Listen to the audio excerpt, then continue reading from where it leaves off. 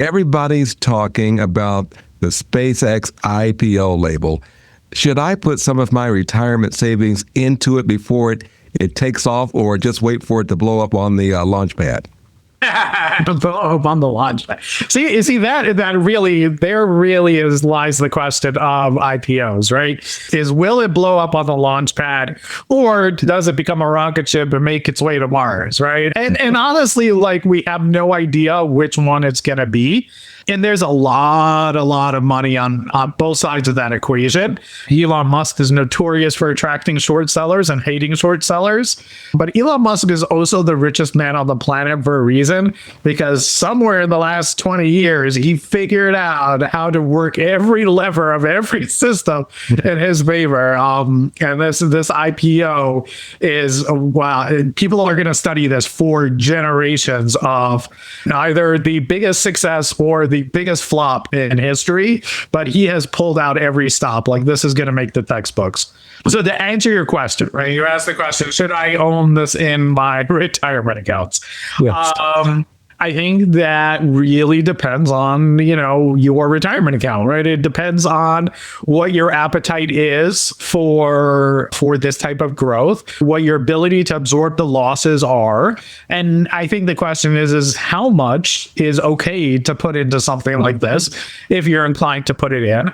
And this really is really bringing to light both the benefits and the dangers of index investing. And it's bringing to a head how active or how passive is index investing, and should you be more active or more passive?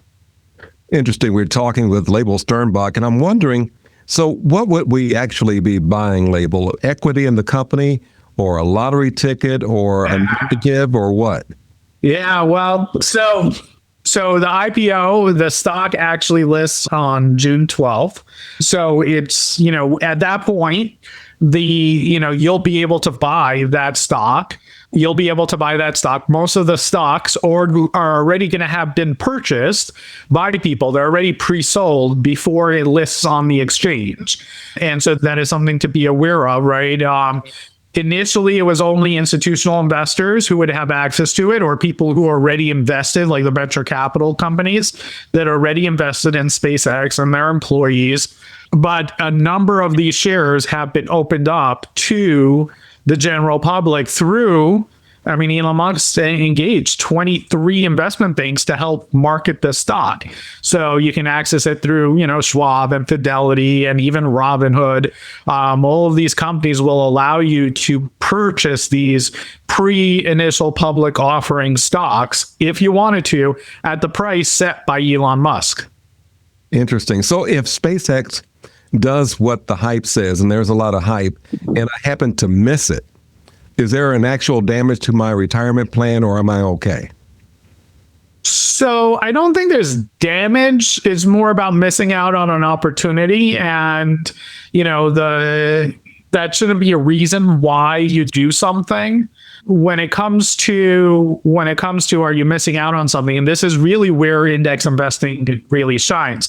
The purpose of index investing is to help to try to have to pick stocks. And so instead of picking stocks, what you're going to do is you're going to buy an index of stocks, a basket of stocks, and then as you get new winners and you get new losers, you're going to drop the losers and you're going to buy new winners, and that's just going to happen for you automatically, generally on a quarterly basis. So when we look at, are you going to miss out? Well, if you're invested in a broad index, right, like the S&P 500 or the NASDAQ, you're going to automatically purchase SpaceX stock if it is a winner. If it is a loser, that's where the question becomes in, right? If it's a loser, you may never purchase it because it never made it to be the top 100 or the top 500 companies of the index. Having said all of that, right, like in your retirement account, this is one of the things that Elon Musk has done that's like just truly incredible, is he went and shopped around at the New York Stock Exchange and the S&P 500 and the NASDAQ, and part of his pitch was, I want to have the biggest IPO in history, and what are you going to do to help me make that happen? And the NASDAQ said, we're going to change the rules of who gets included in the NASDAQ. And in the NASDAQ index, so the top 100 companies on the NASDAQ exchange, we're going to change those rules. Usually you have to wait a year before you can get listed. We're going to waive that for a company of your size, and you're going to be able to get listed after 15 days, which is just truly incredible. It is incredible. So since Elon is forecasted to be the world's first trillionaire, is it impossible for me to put too much into of my savings into any single stock, including SpaceX?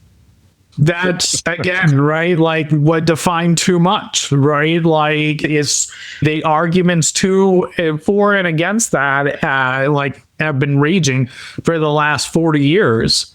And if you had said, right, I don't want to concentrate more than 5% in any given company in the S&P 500 because that's too much risk, well, you would have missed out on most of the gains for the last 20 years. Because most of the gains have been concentrated in a handful of companies. So when you say how much is too much to have in any single company, I don't know that the academic answer is the correct answer, because at the end of the day, right, you do need to get market-like performance. You do need to get these returns. Now, depending on where you are on your risk-reward spectrum, depending on where you are on your retirement journey, right, depending on what money you are investing will determine kind of how much risk you want to take. But, ultimately this comes down to human nature, right? And if the name of the game has changed where not all stocks are benefiting from growth the same way, then you can't afford to just diversify equally across all the stocks, because all you're doing is diluting your returns. You mentioned earlier about getting in early, but what if I missed that buying time and the big run up? Am I better off staying on the sidelines and being patient, or go ahead and jump in late? Well, I'm gonna share with you what the late Charlie Munger, said, and this was the lesson he taught Warren Buffett. Right, Warren Buffett would look for companies that had great value, right, and he was making good results, right. I mean, Berkshire Hathaway was up 40,000%, but it really took off like a rocket ship when Charlie Munger came along and taught Warren Buffett that not only to buy great companies, but to buy them at a great price. And so, should you get in at any price? I don't know, right? Like, what is too high of a valuation? What's too low of a valuation? There is, only history will tell the answers to that, which is, again, why you got to go back to your risk reward when it comes to this type of. When it comes to a stock of this value, this has never been seen before. We've never had a company or a person who was so aspirational that nothing that they were doing made any sense, right? Like, there's no real economics behind it. There was no economics behind Tesla. Tesla was making more money selling energy credits for the longest time and nearly went bankrupt several times. But guess what? It turned that he was able to turn that company around. He was able to make it into a true car company, right? He was able to use that to fund, his purchase of Twitter, to fund the starting of XAI, to fund SpaceX, which is now the most economical, low orbital delivery system on the planet, right? He is reviving our space industry like almost single-handedly. None of this follows any logical reasons, right? He's doing things that governments, struggle to do, and he's doing it as a private citizen.